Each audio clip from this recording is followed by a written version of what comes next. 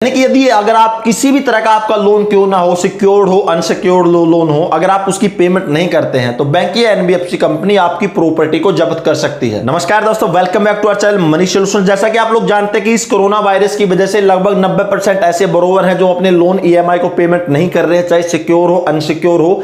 Reserve bank of India की तरफ से, इंडियन बैंक एसोसिएशन की तरफ से, फाइनेंस मिनिस्ट्री की तरफ से भी कोई हेल्प नहीं मिल पा रही ताकि वो अपनी लोन ईएमआई को डिफॉल्ट करने से बच सके। और कंटिन्यू उनको अभी भी प्रॉब्लम आ रही है और फ्यूचर में और भी आने वाली है। दोस्तों आपको पता होगा कि reserve bank of India, Indian bank association और साथ में फाइनेंस मिनिस्ट्री बहुत ही जल्दी जो बैड बैंक का प्रपोजल है लेकर अभी आ सकती है हमारे इंडियन मार्केट्स में, और बहुत ही जल्दी बैड बैंक एस्टेब्लिशमेंट हो सकता है। और अभी ये भी सुनने में आ रहा है कि अगर किसी का पर्सनल लोन है, यानी अगर अनसिक्योर्ड लोन है, अगर उसकी पेमेंट नहीं करते हैं तो बैंक या एनबीएफसी कंपनी आपकी प्रॉपर्टी को जब्त कर सकती है। ये क्लाज उसके अंदर ऐड करने वाले हैं। ये जो टैग है, ये टैग लाइन है, बैड बैंक की पॉलिसी में ऐड करने वाले हैं। सुनने में आ रहा, अभी तक ऐड नहीं हुआ है। अगर होता है तो मैं आपको जरूर बताऊंगा।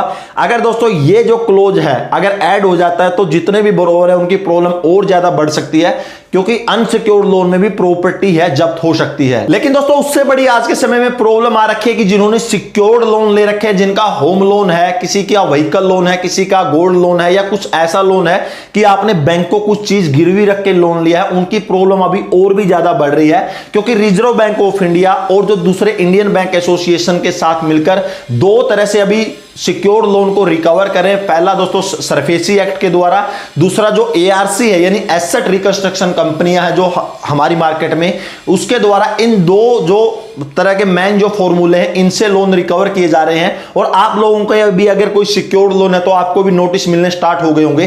दोस्तों मैं इन दोनों जो तरीके हैं इनको इधर एक्सप्लेन कर देता हूं कि आपको थोड़ा बहुत ये पता लग जाए कि इनसे बचेंगे कैसे। सबसे पहले दोस्तों अगर आपका किसी भी तरह का सिक्योर्ड लोन है, मेनली होम लोन या अगर व्हीकल लोन है, तो सबसे पहले अगर आप उसकी ईएमआई को कंटिन्यू 90 दिनों तक पेड नहीं करते हैं तो इसमें होता क्या है कि आपका जो लोन है एनपीए में चला जाता है। चाहे वो अनसिक्योर्ड लोन हो तब भी वो एनपीए में जाएगा। जैसे ही दोस्तों आपका लोन एनपीए में चला जाता है उसके 1 महीने बाद, 15 दिन बाद या फिर 2 महीने बाद आपको एक नोटिस मिलता है बैंक या एनबीएफसी कंपनी की तरफ से। उसके अंदर मेंशन रहता है कि भैया आपके इतने रुपए का लोन अमाउंट था, आपने पेड नहीं किया, इसके ऊपर इतना इंटरेस्ट है, आप इस ईएमआई को पेमेंट कर दीजिए। उसके अंदर दोस्तों 60 दिन का टाइम रहता है। आपको नोटिस मिला हो उसमें 60 दिन का टाइम रहेगा।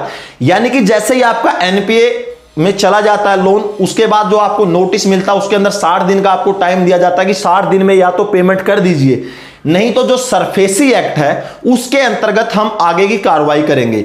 सरफेसी एक्ट का दोस्तों मतलब है कि the securitisation and reconstruction of financial and enforcement of security interest act 2002, ये 2002 में आया था, जिसके अंदर बैंक या एनबीएफसी कंपनियों को पूरी पावर है कि उनको किसी भी कोर्ट से परमिशन लेने की जरूरत नहीं है, कोर्ट में जाने की जरूरत नहीं है। अगर आपका सिक्योर्ड लोन है वो उनको बेच सकती है, उनका ऑक्शन कर सकती है। अगर आपका घर है, अगर आप उस घर का ईएमआई पेमेंट नहीं करती है तो बैंक या एनबीएफसी कंपनी बिना कोर्ट की परमिशन से आपके घर को आगे नीलाम कर सकती है, बेच सकती है।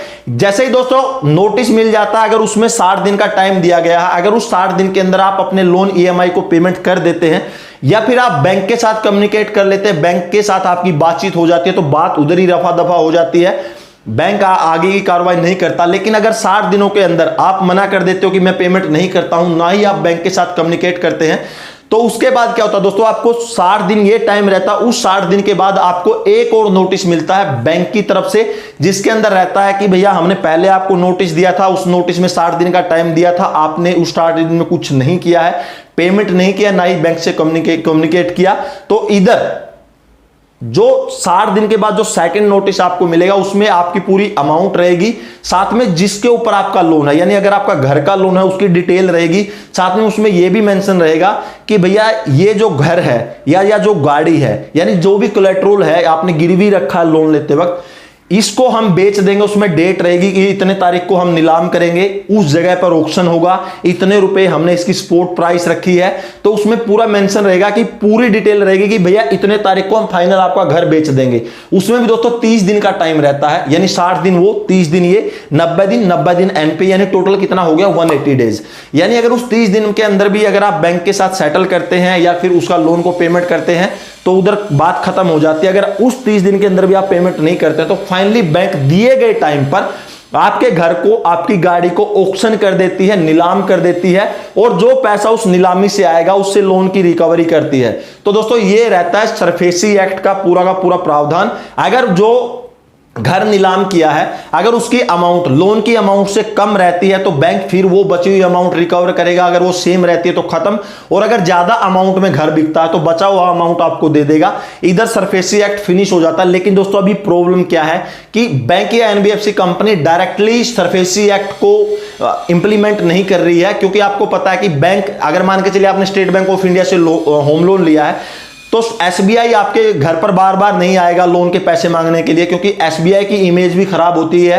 क्योंकि लोग क्या कहेंगे, भैया अरे यार इसने एक पेमेंट नहीं की, 3 पेमेंट नहीं की और एसबीआई बैंक हमारे घर पे आ गया, तो वो दूसरों को भी सलाह देंगे कि यार एसबीआई से लोन मत लेना।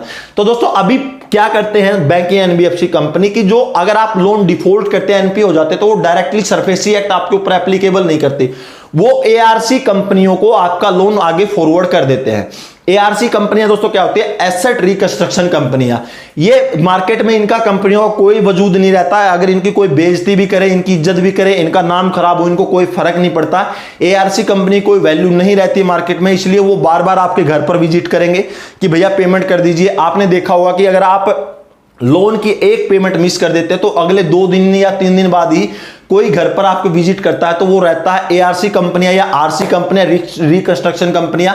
इसमें होता क्या है दोस्तों, बैंक एआरसी को अपना लोन दे देता है, क्योंकि उसको पता है कि भैया इधर से पैसे तो वैसे आ नहीं रहे, एनपीए में चला गया है, कुछ तो आएगा।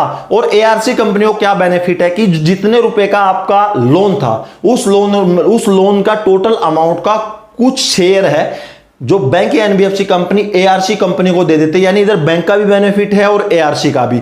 अब दोस्तों शुरू होता है असली ड्रामा। एआरसी कंपनियों के पास भी दोस्तों पूरी पावर रहती है, उनको भी कोर्ट की परमिशन नहीं लेनी पड़ती, क्योंकि सरफेसी एक्ट डायरेक्टली वो भी इंप्लीमेंट कर सकते हैं। और ये जो एआरसी कंपनियां हैं पर्सनली आपके घर पर आती हैं, पूरा का पूरा आपके और उसके बीच में निगोशिएबल होता है, पूरा बातचीत होती है, और अगर फाइनली उधर सेटलमेंट नहीं होती है एआरसी कंपनी के साथ, वो भी सरफेसी एक्ट के तहत दोस्तों आपके घर को बेच सकती है बैंक के अवज में, क्योंकि बैंक उनको पूरी पावर देता है। बैंक जितने भी आपके घर के डॉक्यूमेंट हैं एआरसी कंपनी को दे देते हैं, और एआरसी कंपनियों के पास पूरी पावर है। दोस्तों एआरसी कंपनी भी सेम आपको नोटिस देती है, जिसके अंदर यही रहता है कि भैया 30 दिनों के अंदर या तो पेमेंट कर दीजिए, नहीं तो आपका घर को नीलाम कर देंगे, जैसे कि बैंक पिछले प्रोसीजर में करता है।